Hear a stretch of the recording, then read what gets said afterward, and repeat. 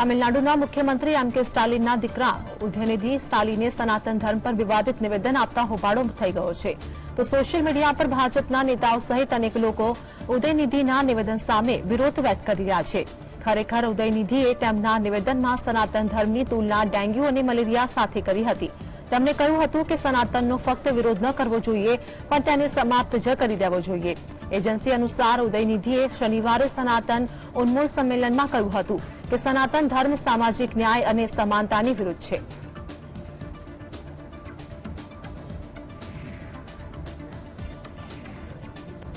તામિલનાડુના મંત્રી ઉદયનિધિ સ્ટાલિને સનાતન ધર્મ વિશે આપેલા વિવાદાસ્પદ નિવેદન પર પ્રતિક્રિયા આપતા ભાજપના અધ્યક્ષ કે અન્નામલાઈએ જણાવ્યું કે સનાતન ધર્મ શબ્દ ખ્રિસ્તી ધર્મ અથવા ઇસ્લામિક ધર્મ કરતાં પણ વધુ જૂનું છે. સનાતન ધર્મ એટલે શાશ્વત ધર્મ. ઉદયનિધિના નિવેદનથી દેશના 142 કરોડ લોકોએ નિંદા કરવી જોઈએ, કારણ કે આ પ્રકારનું નિવેદન કોઈ ચોક્કસ ધર્મ પ્રત્યે કથિત નફરત દર્શાવે છે. ઉદયનિધિ એક સ્ક્રિપ્ટમાંથી ભાષણ વાંચી રહ્યા હતા, જેને સભાને પણ તૈયાર કરવામાં આવ્યું હતું. કોઈ એક સંસ્કૃતિને ખતમ કરવાની વાતને નરસંહારથી ધમકી કહેવામાં આવે છે. Hatred for a particular religion has come out yesterday. Last year, every year the Dravida Kalagam and their like-minded people, they keep organizing some or the other conference. Last year it was Sanadana opposing conference. This year it is Sanadana eradication conference. They have gone one level up to say eradication. And the speech that he gave, I saw his speech also. I don't think he was speaking verbatim. If somebody is speaking verbatim, looking at people, then we can say probably the words got slipped out. He was reading from a prepared text, which means consciously the text was prepared. In a stage, he was reading it line by line. We can very clearly make out from his body language. રાજસ્થાનમાં મહિલાઓ સાથે થતા અત્યાચાર અંગે કેન્દ્રીય મંત્રી ગજેન્દ્રસિંહ શેખાવતે રાજસ્થાન સરકાર પર પ્રહાર કર્યા છે. તેમણે કહ્યું કે રાજસ્થાનમાં ભારતની બળાત્કારની રાજધાની બની ગયું છે. તેમણે કહ્યું મહિલાઓ પર અત્યાચાર ચાલુ છે તો રાજસ્થાન જે ભારતની સાંસ્કૃતિક રાજધાની હતી તે હવે બળાત્કારની રાજધાની બની ગઈ છે. ભ્રષ્ટાચાર રોકવાને બદલે સરકારે રાજસ્થાનમાં ભ્રષ્ટાચાર કરનારાઓને આશ્ચર્ય અને વિશ્વાસ આપ્યો છે. રાજસ્થાનમાં ગેંગવોર અને સરકાર તેને નિયંત્રિત કરવામાં અસમર્થ લાગે છે. और एक नहीं, दो नहीं, लगातार 2 लाख से ज्यादा इस तरह की घटनाएं हुई. राजस्थान जो सांस्कृतिक राजधानी देश की था, वो रेप कैपिटल बना. जिस तरह से भ्रष्टाचार की घटनाएं हुई और खुल करके सरकार में जिस तरह का भ्रष्टाचार हुआ, नए कीर्तिमान बने, लेकिन सरकार उसको रोकने में कामयाब होने के बजाय या रोकने के लिए प्रयास करने के बजाय उन भ्रष्टाचारियों को बचा करके उनके हौसले बुलंद करने के लिए काम कर रही. जिस तरह से गैंगवार्स राजस्थान में हुई और उनके सामने सरकार असहाय दिखाई दी.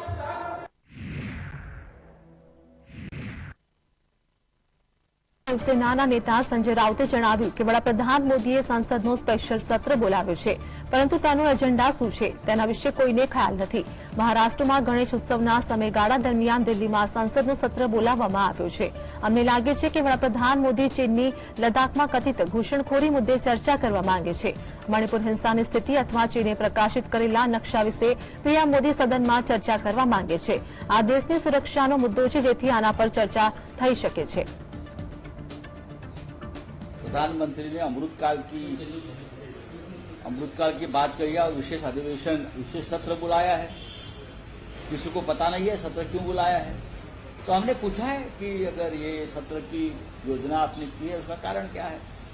हमें लगता है, सुनने में आया है कि मोदी जी जो चाइना लद्दाख में घुस गया है उसके ऊपर चर्चा करना चाहते हैं, मणिपुर पे चर्चा करना चाहते हैं.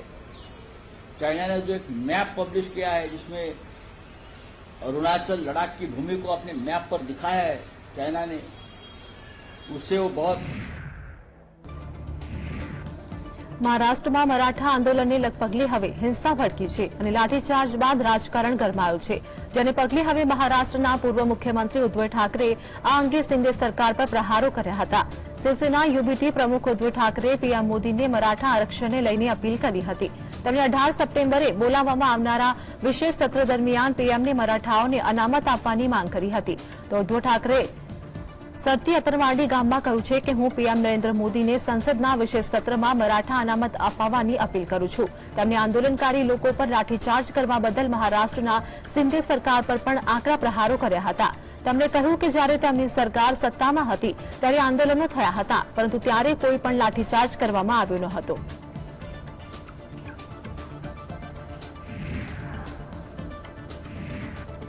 અસદુદ્દીન ઓવૈસીએ રોહિણી કમિશનના રિપોર્ટ પર નિવેદન આપતા જણાવ્યું છે કે તમામ જાતીય વર્ગીકરણ સમાનતાના આધારે થવું જોઈએ.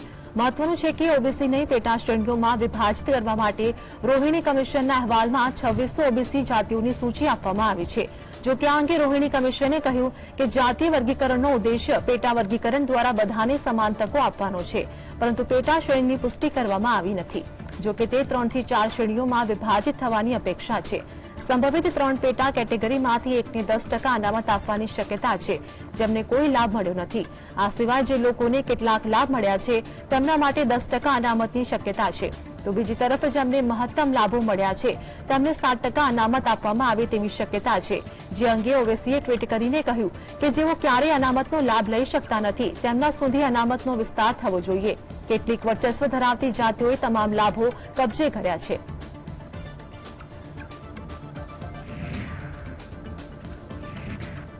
કોંગ્રેસ સાંસદ અધીર રંજન ચૌધરીએ એક દેશ એક ચૂંટણી માટે કેન્દ્ર સરકાર દ્વારા રચાયેલી 8 સભ્યોની સમિતિમાં સામેલ થવાનો ઇનકાર કર્યો છે. તેમણે કેન્દ્રીય ગૃહમંત્રી અમિત શાહને આ મામલે પત્ર લખીને જાણ કરી છે.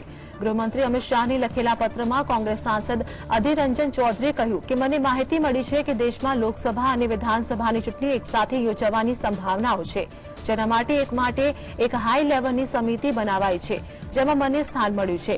મને આ સમિતિમાં કામ કરવામાં કોઈ વાંધો નથી, પણ મને ડર છે કે આ એક દગો છે. તેમણે કહ્યું કે લોકસભાની ચૂંટણીથી થોડાક જ મહિના અગાઉ તેને બિનવ્યવહારિક રીતે દેશ પર થોપવાનો પ્રયાસ થઈ રહ્યો છે. તેમણે કહ્યું કે સરકાર દ્વારા અચાનક લેવાયેલો નિર્ણય સરકારના ગુપ્ત ઉદ્દેશ્યો વિશે ચિંતા વ્યક્ત કરે છે. આ ઉપરાંત ચૌધરીએ રાજ્યસભાના વિપક્ષના નેતા મલ્લિકાર્જુન ખડગેને આ સમિતિને બહાર કરવા સામે દુઃખ વ્યક્ત કર્યું છે. તેમણે આ પગલાંને લોકતંત્રની પ્રણાલીનું અપમાન ગણાવ્યું હતું. લોકસભામાં વિપક્ષના નેતાએ કહ્યું કે આ તમામ પરિસ્થિતિઓને કારણે મારી પાસે તમારા આમંત્રણને નકારવા ઉપરાંત અન્ય કોઈ વિકલ્પ રહ્યો નથી.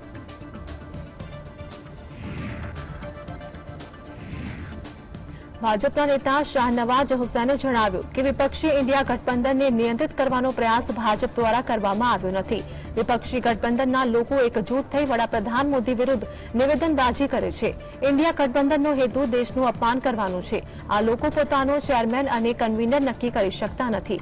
તેમની પહેલી બેઠકમાં કેજરીવાલ જતા રહ્યા, જ્યારે બીજી બેઠકમાં નીતિશકુમાર વહેલા નીકળી ગયા અને હવે મુંબઈમાં ત્રીજી બેઠકમાં મમતા બેનર્જી પ્રેસ કોન્ફરન્સમાં હાજર ન રહ્યા. ભાજપના નેતાએ દાવો કર્યો કે વિપક્ષી ઇન્ડિયા ગઠબંધનના નેતા વિચાર મળતા નથી. તેઓ એકમાત્ર એકબીજાને બચાવવા માટે એકજૂટ થયા છે. बीजेपी विपक्षी दल को या उनके गठबंधन को नियंत्रण करने की कोशिश क्यों करेगी? भाई वो तो सब लोग हमारे विरोध में हैं और इकट्ठे होकर नरेंद्र मोदी जी के खिलाफ बयानबाजी करना, गाली देना, देश का अपमान करना, यही एनडीए अलायंस का एक मकसद रह गया है. वो कन्वेनर न तय कर पाए, वो अपना चेयरमैन न तय कर पाए. उनकी एक बैठक में केजरीवाल जी रूठ गए पटना में, तो हमने कहा रूठने के लिए. દિલ્હીમાં G20 સમિતિની બેઠક યોજાવાઈ છે, જેમાં વિદેશી મહાનુભાવોના સ્વાગત માટે અનેક પ્રકારની તૈયારીઓ કરવામાં આવી છે. હોટેલ ઓપરેશનના નિર્દેશક હર્ષ ચંપાવતે જણાવ્યું કે વિદેશી મહેમાનોનું પરંપરાગત સ્વાગત કરવામાં આવશે. અતિથિ દેવો ભવની થીમ પર તેમનું સ્વાગત કરવામાં આવશે. રેડ કાર્પેટ પાથરી વિદેશી મહાનુભાવોનું સ્વાગત કરાશે. આ સાથે જ મહાનુભાવોને તુલસીની માળા પહેરાવવામાં આવશે. તો આ ખૂબ જ મોટી ઘટના છે, કારણ કે આટલા બધા રાષ્ટ્રોના અધ્યક્ષ એક સાથે સમિટમાં ભાગ લેવા માટે દિલ્હી પહોંચશે. આ એક પ્રકારનો ઉત્સવ છે અને દેશવાસીઓ માટે ગર્વની વાત છે. ભારતની સંસ્કૃતિને આંતરરાષ્ટ્રીય સ્તર પર પહોંચાડવાની આ એક તક છે. ये काफी गर्व की बात है कि हम बीइंग अ होस्ट कंट्री हम ताज पैलेस में हमारे यहाँ पे डिग्नेटरीज रुकेंगे, तो उसके लिए हम बहुत ही एक्साइटेड हैं और हमने काफी तैयारियां करी हैं उनके वेलकम के लिए. सो वेलकम अगर हम देखेंगे तो सबसे पहले नगाड़े रहेंगे, एक वॉर ड्रम्स जो हुआ करते थे पुराने जमाने में, जो कि एक संदेश देते थे कि जो बड़े डिग्नेटरीज हैं या जो राजा हैं वो आ रहे हैं. उसी तरीके से उनका स्वागत. फिर आगे रावण हत्ता हमारा म्यूजिशियन रहेंगे, पूरी टीम. फिर अंदर भी जैसा कि आप देख रहे हैं यहाँ पे इस साइड में ट्रेडिशनल सितार, तबला, सारंगी, वो सारे म्यूजिशियंस रहेंगे और उनका पूरा वेलकम रेड कार्पेट के थ्रू होगा। દિલ્હીમાં યોજનારી G20 સમિટને લઈને તૈયારીઓ કરવામાં આવી રહી છે, જેમાં ડીસીપી ટ્રાફિક અલાપ પટેલે જણાવ્યું કે 10મી સપ્ટેમ્બરના રોજ થનારા કાર્યક્રમને ધ્યાનમાં રાખીને રિહર્સલ કરવામાં આવી રહી છે। વિદેશી મહાનુભાવો જે સ્થળોની મુલાકાત લેવાના છે ત્યાં સુરક્ષા બળોને તૈનાત કરવામાં આવ્યા છે। આ રૂટ પર કોઈપણ પ્રકારની ભીડ કે ટ્રાફિક જામની સ્થિતિ ન સર્જાય તેનું ખાસ ધ્યાન રાખવામાં આવશે। 7મી સપ્ટેમ્બરના રોજ સવારે 7 કલાકે કાર્યક્રમ શરૂ થશે અને રાત્રે 11 વાગ્યા સુધી ચાલશે। દિલ્હીવાસીઓને 8, 9 અને 10મી સપ્ટેમ્બરના રોજ પોલીસ દ્વારા જારી કરવામાં આવેલી માર્ગદર્શિકાનું પાલન કરવાની સલાહ આપવામાં આવી છે। आज जो रिहर्सल हो रही है वो 10 सितंबर को जो भी शेड्यूल है उसकी रिहर्सल हो रही है। इसके तहत कारकेड की मूवमेंट्स हो रही है।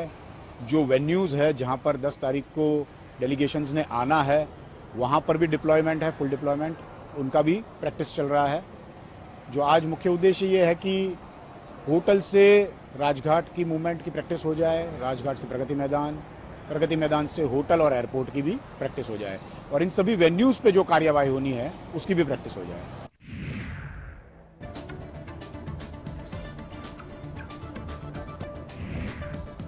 ઉત્તરાખંડમાં પહાડો પરથી પડતા આફતને હિમાચલ સરકાર દ્વારા મહત્વપૂર્ણ નિર્ણય લેવામાં આવ્યો છે, જેમાં હિમાચલ પ્રદેશમાં કુદરતી આફતોથી પ્રભાવિત ઇમારતો અને માર્ગોના પુનર્નિર્માણ સિવાય કોઈપણ પ્રકારના ખાનગી કામકાજ માટે પર્વતો કાપવા સામે 2 અઠવાડિયાનો પ્રતિબંધ મૂકી દેવામાં આવ્યો છે।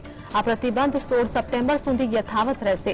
શિમલા, મંડી, કુલ્લુ, કાંગડા, સોલન અને ચંબા જિલ્લામાં વાણિજ્યક કે પર્યટક એકમો માટે યોજના અને ભવન નિર્માણની નવી મંજૂરી પર 2 અઠવાડિયાની રોક લગાવાઈ છે।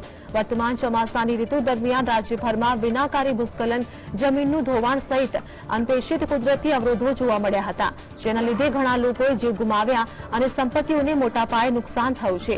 આ સાથે જ માનવ જીવન, રહેવાસ પાયાના માળખા માટે વધારે સુરક્ષા સુનિશ્ચિત કરવા અને પર્વતીય રાજ્યોના નાજુક પારિસ્થિતિક પર્યાવરણને સુરક્ષિત કરવા માટે આ નિર્ણય લેવામાં આવ્યો છે। રાજ્ય સરકાર દ્વારા આદેશ તાત્કાલિક અસરથી લાગુ કરવામાં આવ્યો છે, તો ઉલ્લંઘન કરનાર સામે કાયદાકીય કાર્યવાહી કરાશે।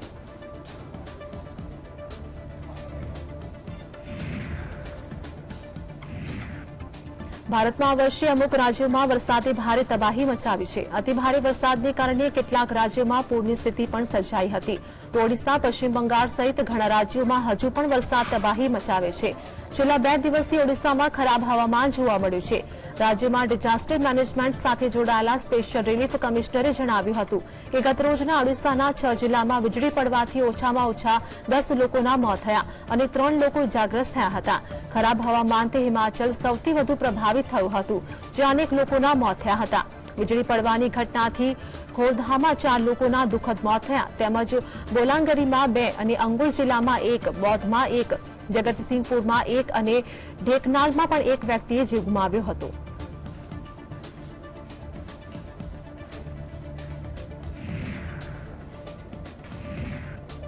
ચંદ્રયાન 3એ પોતાનું ટાસ્ક પૂર્ણ કર્યું છે અને હાલ તેને સ્લીપ મોડમાં મૂકી દેવાયું છે। ઇસરોએ માહિતી આપી છે કે ચંદ્રયાન 3 મિશનના રોવર પ્રજ્ઞાને તેનું કામ પૂરું કર્યું છે।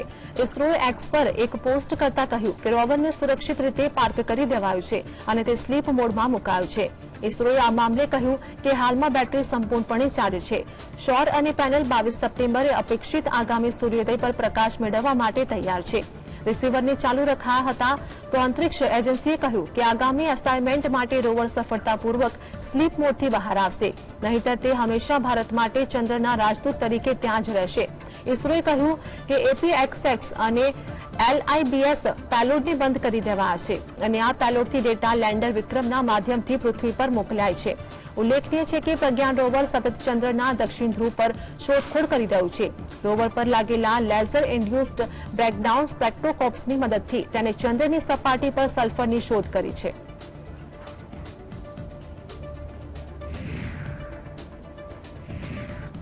કેન્દ્રની મોદી સરકારે એક દેશ એક ચૂંટણીની દિશામાં વધુ એક પગલું ભર્યું છે। કાયદા મંત્રાલય પૂર્વ રાષ્ટ્રપતિ રામનાથ કોવિંદના નેતૃત્વમાં સમિતિની રચના કરી દેવામાં આવી છે। તેની સાથે જ સમિતિના સભ્યોના નામની યાદી પણ જાહેર થઈ ચૂકી છે। આ સમિતિમાં કુલ 8 સભ્યોને સ્થાન અપાયું છે। સમિતિમાં કેન્દ્રીય ગૃહપ્રધાન અમિત શાહ, અધીર રંજન ચૌધરી, ગુલામ નબી આઝાદ, એનકે સિંહ, સુભાષ કશ્યપ, હરીશ સાલ્વે, સંજય કોઠારી સહિત અન્ય સભ્યોને સ્થાન મળ્યું છે। એક દેશ એક ચૂંટણી અંગે કેન્દ્રીય સંસદીય કાર્યમંત્રી પ્રહલાદ જોશીએ કહ્યું કે હાલ એક સમિતિ બની છે। સમિતિના રિપોર્ટ બાદ ચર્ચા કરાશે। સંસદ પરિપક્વ છે, ત્યાં ચર્ચા થશે। ગભરાવાની જરૂર નથી। ભારતને લોકતંત્રની જનની કહેવાય છે, અહીં વિકાસ થયો છે। છત્તીસગઢના રાયપુરમાં જાહેર સભામાં સંબોધન દરમિયાન કેન્દ્રીય ગૃહમંત્રી અમિત શાહે જણાવ્યું કે પ્રદેશમાં માફિયા રાજના કારણે રાજ્યની કાયદો વ્યવસ્થાની સ્થિતિ કથળી રહી છે। છત્તીસગઢમાં દુષ્કર્મના 5900થી વધુ કેસ નોંધાયા છે। અમિત શાહે કહ્યું કે હું ખૂબ જ સંવેદના સાથે કહેવા માંગુ છું કે પીએમ મોદીની સરકારે મહિલાઓ માટે શૌચાલય, ઘર અને મફત ચોખાની વ્યવસ્થા કરી। કેન્દ્ર સરકાર મહિલાઓનું સન્માન કરે છે, જ્યારે પ્રદેશની વર્તમાન સરકાર મહિલાઓ વિરુદ્ધ અત્યાચારના કિસ્સામાં યોગ્ય પગલાં લેતી નથી। છત્તીસગઢમાં ભ્રષ્ટાચારના કારણે ગુનાહિત પ્રવૃત્તિઓનો વધારો થયો છે। કોંગ્રેસની સરકાર કૌભાંડ અને જાહેરાતોમાં પૈસા વ્યર્થ કરે છે। રાયપુરમાં ભાજપ કાર્યાલયથી સભા સ્થળ વચ્ચે માર્ગો પર જાહેરાતના કુલ 52 બોર્ડ જોયા। કોંગ્રેસ જેટલી પણ જાહેરાતો કરે, પરંતુ છત્તીસગઢના લોકો તેમને જાણી ગઈ છે અને પરિણામે તેનો કોઈ અસર થશે નહીં। अपराधियों के कारण आज प्रदेश का कानून और व्यवस्था का पूरा खाका चरमरा कर रह गया है। दुष्कर्म के 5900 से ज्यादा केस रजिस्टर हुए हैं। मैं बड़ी संवेदना के साथ छत्तीसगढ़ की माताओं को कहने आया हूं, हमने आपको, मोदी जी ने आपको शौचालय दिया, घर दिया, मुफ्त चावल दिया, महिलाओं का सम्मान किया, और ये सरकार महिलाओं पर अत्याचार करने वालों को पकड़ नहीं रही। કેન્દ્રીય ગૃહમંત્રી અમિત શાહે વડાપ્રધાનના વખાણ કરતા કહ્યું કે ભારત ભાગ્યશાળી છે કે વડાપ્રધાન નરેન્દ્ર મોદી જેવા નેતા છે, જે દેશને વિશ્વમાં પ્રથમ સ્થાન મેળવવાનો માર્ગ મોકળો કરી રહ્યા છે। મેરી માટી મેરા દેશ અભિયાન હેઠળ અમૃત કલશ યાત્રાનું ઉદ્ઘાટન કરતા શાહે કહ્યું હતું કે ભારતે છેલ્લા 75 વર્ષમાં ચંદ્ર સુધી પહોંચવા સહિત ઘણી બધી બાબતો હાંસલ કરી છે, પરંતુ આ પૂરતું નથી, કારણ કે દેશને વડાપ્રધાનની જરૂર છે। આપણે મોદીના વિઝન પ્રમાણે એક મહાન રાષ્ટ્રનું નિર્માણ કરવાનું છે। તેમણે કહ્યું કે આખો દેશ ભાગ્યશાળી છે કે લાંબા સમય પછી આપણને વડાપ્રધાન મોદી જેવા નેતા મળ્યા છે, જે સ્વતંત્રતાના અમૃત મહોત્સવ દરમિયાન દેશને વિશ્વમાં પ્રથમ ક્રમે આવવાનો માર્ગ મોકળો કરી રહ્યા છે।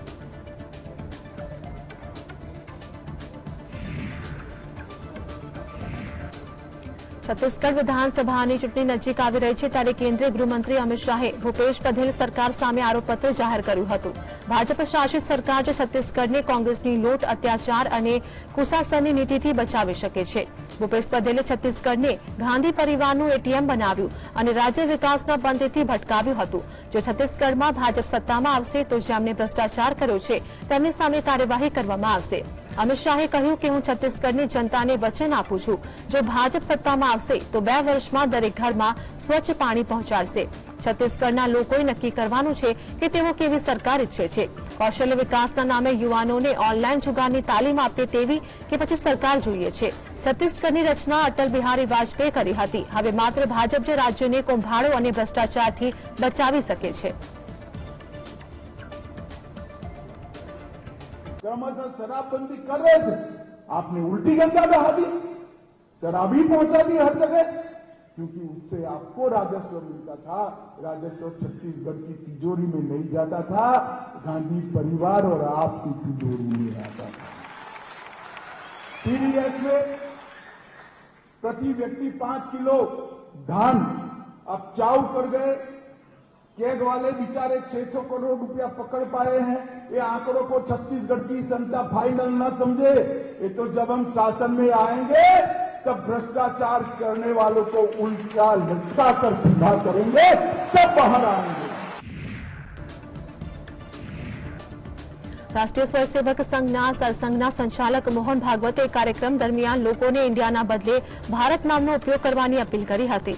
તેમણે કહ્યું કે સદીઓથી આ દેશનું નામ ભારત છે, ઇન્ડિયા નહીં, તેથી આપણે તેના જૂથ નામનો જ ઉપયોગ કરવો જોઈએ। સરસંઘ પ્રમુખ મોહન ભાગવત સંકલ્પ જૈન સમાજના એક કાર્યક્રમને સંબોધિત કરી રહ્યા હતા। તેમણે કહ્યું કે સદીઓથી આપણા દેશનું નામ ભારત રહ્યું છે, ભાષા ગમે તે હોય, નામ એક જ રહે છે। ભાગવતે કહ્યું આપણો દેશ ભારત છે અને આપણે તમામ વ્યવહારિક ક્ષેત્રોમાં ઇન્ડિયા શબ્દનો ઉપયોગ બંધ કરવો પડશે અને ભારત શબ્દનો ઉપયોગ શરૂ કરવો પડશે, તો જ પરિવર્તન આવશે। આપણે આપણા દેશને ભારત કહીને બીજાને પણ સમજાવવું પડશે। इंडिया शब्द का उपयोग करना छोड़ दे और भारत शब्द का उपयोग करना प्रारंभ करें। कभी कभी अंग्रेजी जानने वालों के सामने हमको बोलना पड़ता है, तो भाषा के प्रभाव में इंडिया आ जाता है, क्योंकि उनको समझना चाहिए, कोई जरूरत नहीं। जो विशेष नाम होते हैं उसका भाषांतर नहीं किया जाए तो दुनिया में कहीं नहीं जाए। મહારાષ્ટ્રના જાલના જિલ્લામાં મરાઠા આરક્ષણ આંદોલન શુક્રવારે હિંસક બન્યું હતું, જેમાં 38 પોલીસકર્મીઓ સહિત ઘણા લોકો ઘાયલ થયા હતા। ત્યારે પોલીસના લાઠીચાર્જ અંગે ભાજપ સરકારની ટીકા કરતા રાષ્ટ્રવાદી કોંગ્રેસ પાર્ટીના નેતા સુપ્રિયા સુલે કહ્યું કે ભાજપ સરકારે સમાજ સાથે વિશ્વાસઘાત કર્યો છે, આ માટે તેમણે મરાઠા સમુદાયને દોષી ઠેરવવી જોઈએ અને માફી માંગવી જોઈએ। એનસીપી નેતાએ કહ્યું કે સત્ય એ છે કે ભાજપે મરાઠા સમુદાયને અનામત આપવાનો ભ્રમ ઉભો કરીને મત મેળવ્યા છે, પરંતુ વાસ્તવિકતા એ છે કે ભાજપે અનામત મામલે મરાઠા સમુદાયને વચનો આપવા સિવાય કંઈ કર્યું નથી। તેમણે ટ્વીટમાં કહ્યું કે મરાઠા, ધનગર, લિંબાયત અને મુસ્લિમ સમુદાયોનો અનામત આપવા અંગે અમારી સ્થિતિ સ્પષ્ટ છે, પરંતુ ભાજપે આ મામલે સતત બ્રાહ્મણ વધારવાનું વલણ અપનાવ્યું છે। ખેદજનક છે જે કેન્દ્રમાં અને રાજ્યમાં માત્ર એક જ પક્ષે છતાં અનામત આપવામાં આવી નથી।